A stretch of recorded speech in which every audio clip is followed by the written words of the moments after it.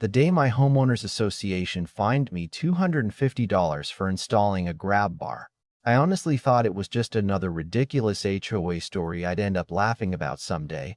I had no idea that one little piece of white metal would unravel years of lies, drag federal inspectors into our quiet neighborhood, and ultimately cost the board far more than they ever imagined. Looking back now, I still catch myself shaking my head because if they had simply left that grab bar alone, none of what happened afterward would have happened. I live in a neighborhood called Maple Ridge Estates, just outside Lexington, Kentucky, where 48 homes sit on peaceful streets lined with old maple trees that explode into shades of orange every October. From the outside, it looks like the kind of place real estate agents call perfect. Kids ride bicycles after school. Neighbors wave while walking their dogs. Lawns are trimmed almost like they're measured with rulers, and every mailbox somehow manages to look exactly the same. But once you've lived behind those picture-perfect streets long enough, you realize the smiles often hide people who care more about appearances than about each other. I've owned my house for nearly 11 years, and during most of that time I stayed out of HOA politics. I paid my dues on time, kept my yard clean, nodded politely during annual meetings, and figured life was easier if I just avoided people who seemed addicted to making rules. My younger sister, Emily, is the complete opposite of me. She's always smiling, always finding something good in people, even after everything life has thrown at her. Emily was born with cerebral palsy. She walks on her own, but her balance isn't great, especially on uneven surfaces or stairs without something sturdy to hold on to. She refuses to let anyone treat her differently, which is exactly why I've always admired her. About twice a month, she'd drive over for dinner, usually bringing homemade peach cobbler because she insisted mine never tasted right. Every single visit, she'd pause at my front steps, carefully shifting her weight before climbing the 3 concrete stairs to my porch. I pretend not to notice because I knew she hated people hovering over her, but every visit I'd feel that little knot in my stomach until she made it safely to the front door. One Saturday afternoon, she slipped just enough to scare both of us. She didn't fall completely, but her shoe slid off the edge of the second step and she caught herself against the brick wall. She laughed it off like she always did. "Guess these old legs wanted some excitement," she joked, brushing dirt off her jeans. I laughed too, but inside I had already made up my mind. The following Monday, I stopped by a local hardware store and bought a simple white steel grab bar. It wasn't decorative, it wasn't oversized, it wasn't flashy. Just a sturdy support with a textured grip and heavy-duty anchors designed to help someone steady themselves for those few seconds between the sidewalk and the porch. The installer even asked if I wanted something more attractive. I remember smiling and saying, "I'm not decorating. I'm trying to keep my sister from breaking a hip." He nodded and had it installed in less than an hour. Honestly, I barely noticed it after that. Emily came over the next weekend, wrapped her hand around it naturally, walked up the steps without that little pause she always needed, and looked back at me with the biggest grin. "This helps more than you know," she said quietly. That sentence alone made every dollar worth it. 2 days later, I opened my mailbox and found a certified envelope with the HOA logo stamped across the front. Before I even opened it, I had a bad feeling. Inside was a formal violation notice citing Exterior Standard 4.17, unauthorized modification of visible property features. The letter ordered me to remove the grab bar within 10 days or begin accumulating daily fines, starting with an immediate $250 penalty. I read the page 3 times because I honestly thought I'd misunderstood something. A grab bar, for a woman with a disability, was somehow being treated the same as painting my house neon green or parking a broken boat in the driveway. I called the HOA office immediately. The receptionist transferred me to board president Diane Mercer, a woman whose voice somehow managed to sound both cheerful and condescending at the same time. Before I could even finish explaining why the grab bar was there, she interrupted me. "Rules are rules, Mr. Carter. If we make one exception, everyone will expect one."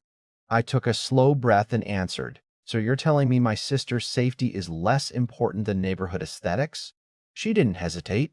I'm telling you, the board voted to preserve uniform appearance throughout the community. Then she hung up. I stood there staring at my phone, feeling something shift inside me. I wasn't just angry anymore. I was curious, because people don't usually become that defensive over a harmless grab bar unless they're afraid of something bigger. I decided I wasn't taking it down. Not yet. Instead, I poured myself a cup of coffee, opened my laptop, and started digging through every public record I could find, never imagining that before the week was over, I'd uncover a secret the Maple Ridge HOA had managed to hide for years. And that discovery was about to change everything. I figured I'd spend maybe an hour online before proving Diane wrong and moving on with my life.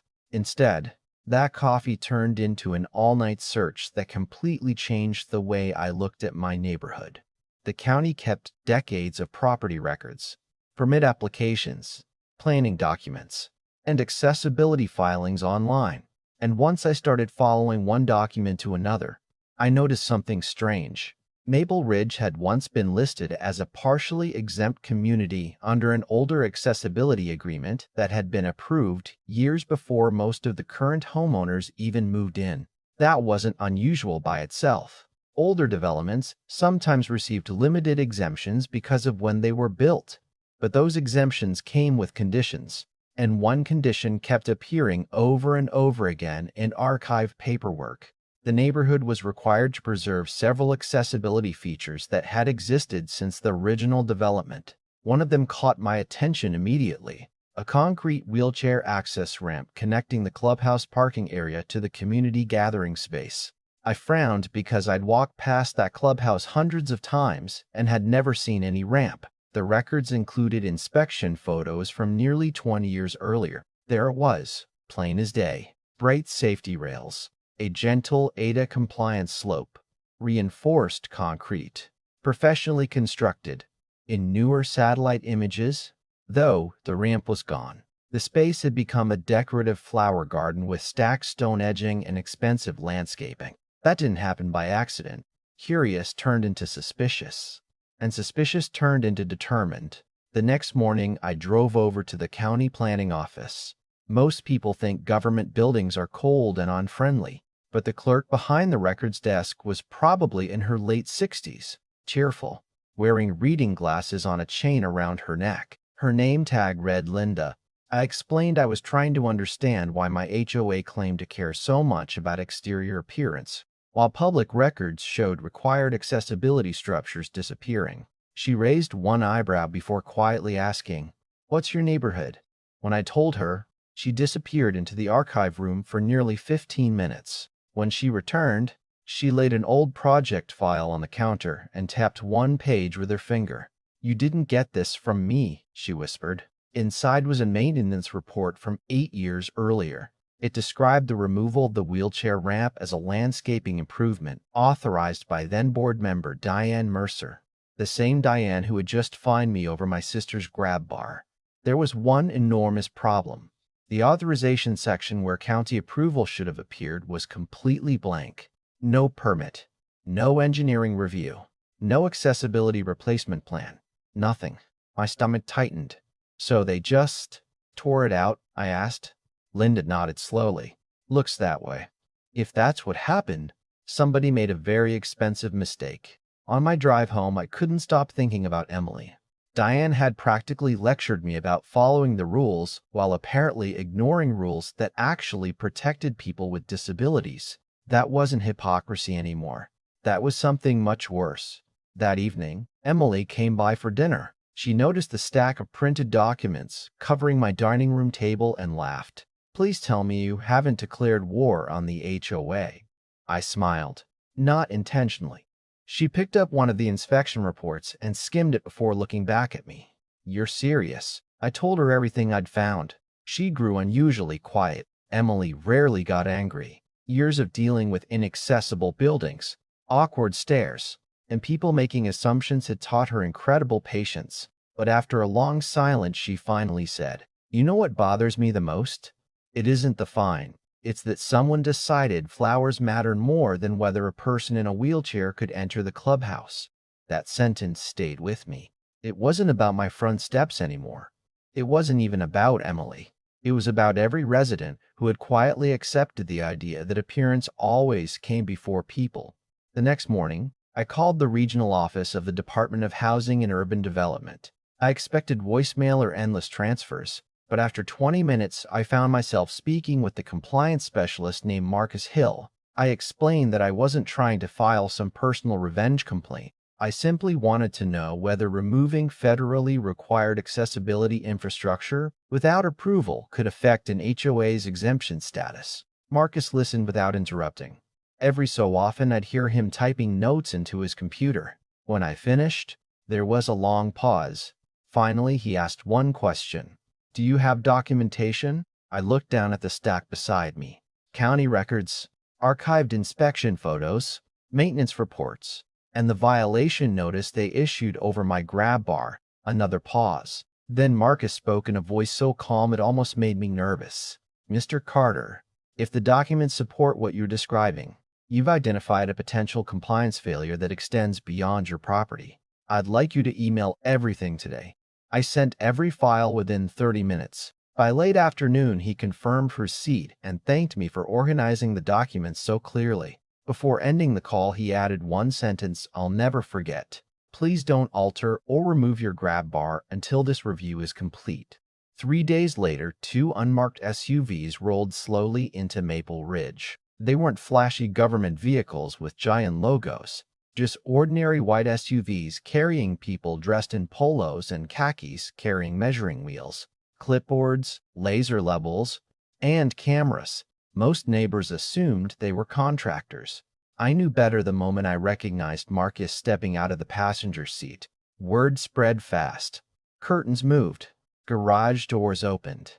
People walked dogs. They probably already walked that morning just to see what was happening. Diane came marching across the clubhouse parking lot wearing oversized sunglasses and the same confident smile she'd worn on the phone. "Can I help you?" she asked one of the inspectors. Marcus calmly showed his identification. I watched the color drain from Diane's face even though she tried to hide it. The inspector spent hours documenting everything. They measured sidewalk widths, photographed entrances, checked slopes, inspected handrails, and compared existing conditions against archive site plans. Every missing feature became another photograph. Every photograph became another page in an expanding report. At the monthly HOA meeting that Thursday night, the clubhouse was packed tighter than I'd ever seen it. Homeowners whispered to one another before the meeting even started. Diane stood at the front pretending everything was under control. Halfway through the meeting, she looked directly at me. "Some residents," she announced with forced confidence, "have chosen to exaggerate minor issues instead of working cooperatively with the board." Several heads turned toward me. I slowly stood up. My heartbeat was pounding so loudly I could hear it in my ears, but my voice stayed surprisingly calm. "Minor issues?" I repeated. "Installing a safety grab bar for my disabled sister earned me a violation within 48 hours. Removing federally required accessibility infrastructure somehow earned nothing but a flower garden." The room fell completely silent. Diane crossed her arms. "You're making this into something far bigger than it is." I held her gaze without raising my voice. "Maybe." I paused just long enough for everyone to lean in before adding, "but I have a feeling the federal government won't see it that way." The silence that followed felt almost cinematic. Nobody laughed. Nobody interrupted.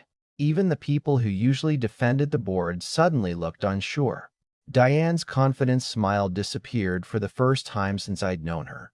And although none of us realized it yet, that was the exact moment the balance of power inside Maple Ridge quietly began to change. The official findings arrived less than 3 weeks later, and judging by the expressions on the faces of every board member walking into the emergency HOA meeting, they already knew the outcome before a single homeowner sat down.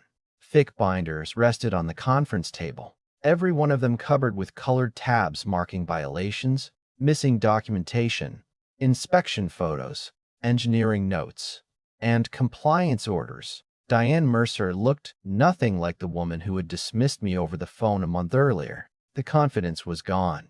She looked exhausted, like someone who hadn't slept in days.